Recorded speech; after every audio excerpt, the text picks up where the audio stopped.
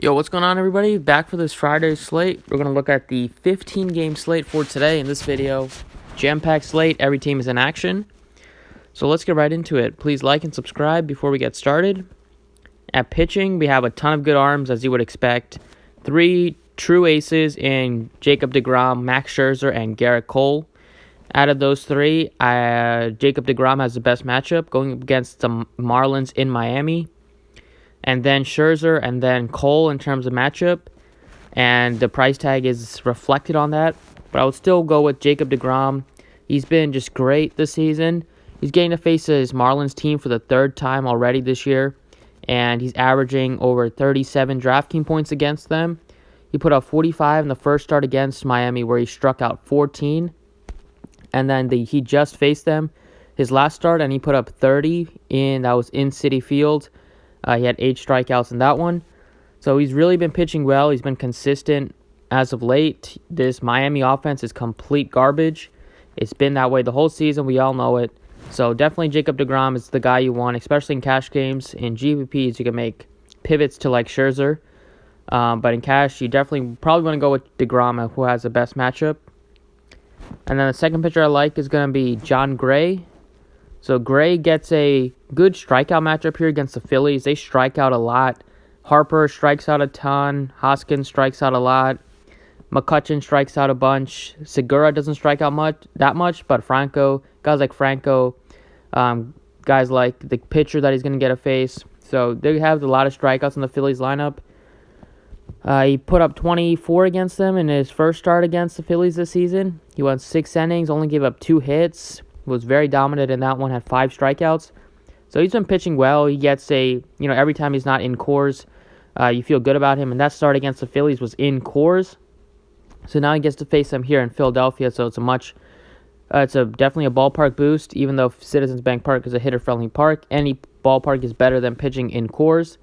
So I like John Gray. He has strikeout upsides. We saw his last start. He had 8 strikeouts. He had like 5 or 6 strikeouts. He had 5 strikeouts in the first 2 innings. So then his strikeouts kind of went down in his last start against the Padres, but he has a ton of strikeout upside, and 8,500 is a good price tag on him. So I'll go with those 2 pitchers. There is a bunch of value on the slate, especially with the Indians bats. So they are very, very cheap on DraftKings today. So that's if you want to pay up for both pitchers, like you can easily pay up for both Scherzer and deGrom. I've already tested it out. They can definitely make that work. Because the Indians are very cheap. You have Bowers is 35, Santana's only 38, Kipnis is 33, Ramirez is still pretty cheap, Lindor is still pretty cheap too, but the outfield is really cheap. The Cargo is only 3,300. He's slotted for the 4 spot, and Leonis Martin is under 4,000. So you can definitely stack up the Indians. They're very cheap.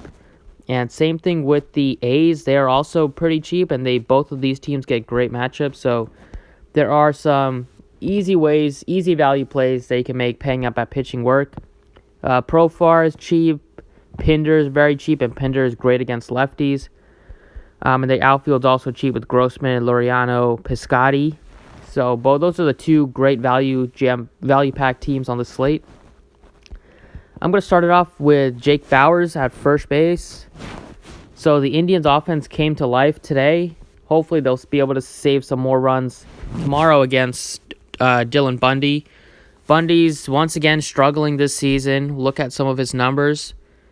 This season he has a 5.31 ERA. Once again, he's struggling with the home runs. He's given up 11 bombs in just 40 innings. That is terrible. That's a home run per 9 of over 2. He's still getting some strikeouts, but we know this Indians lineup, they do have some guys that have power, as we can see by tonight. And Bundy has been really bad against lefties, and this Indians lineup has a ton of lefties in here. So those are my first interest here of the Indian bats, are getting some of the lefties, and the lefties are cheap. Bauer's a lefty, gets a good matchup here against Bundy.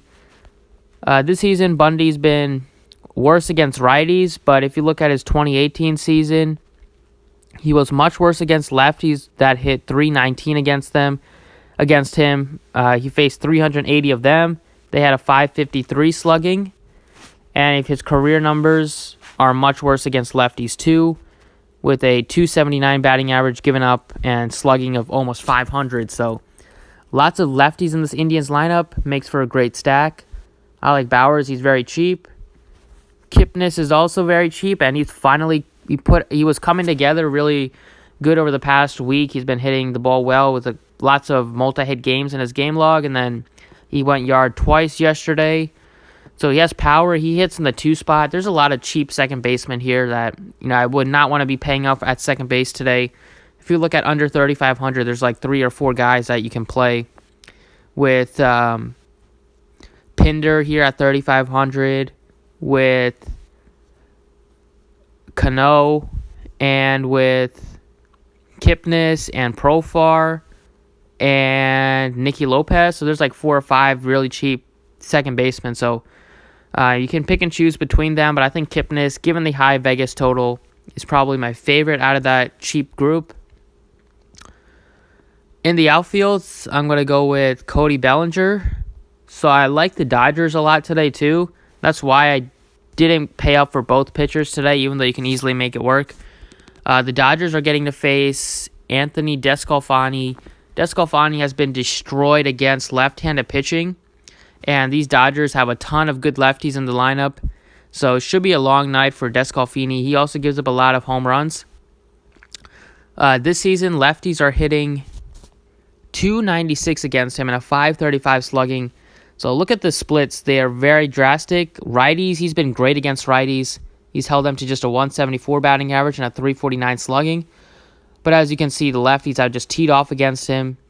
This was the same case as last season, where he gave up 15 home runs to lefties. They hit .288 against him at a .575 slugging. And with his career numbers, he's given up almost a .500 slugging against lefties.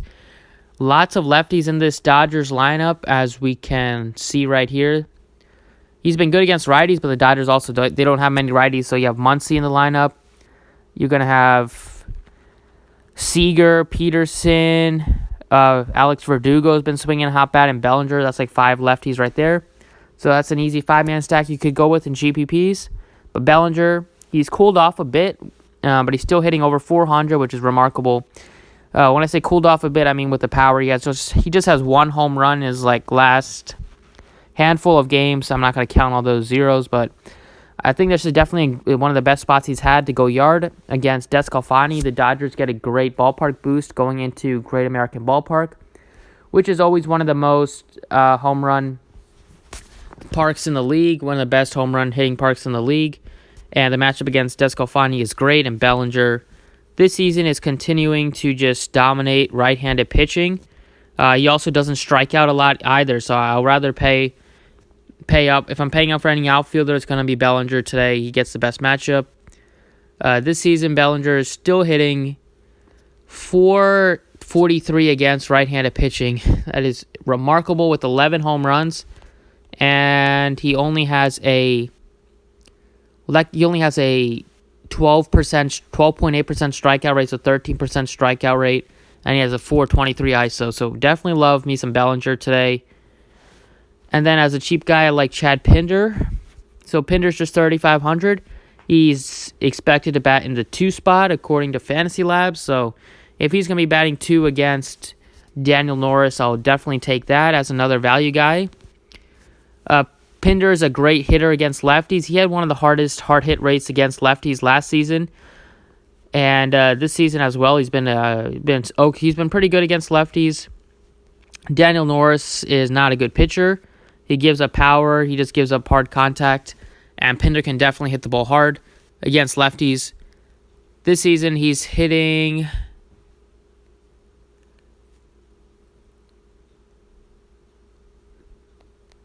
.310 against lefties. Guys, .310 against lefties with the home run and just 42 at-bats. That gives him about a .476 slugging. And last season as well, he had a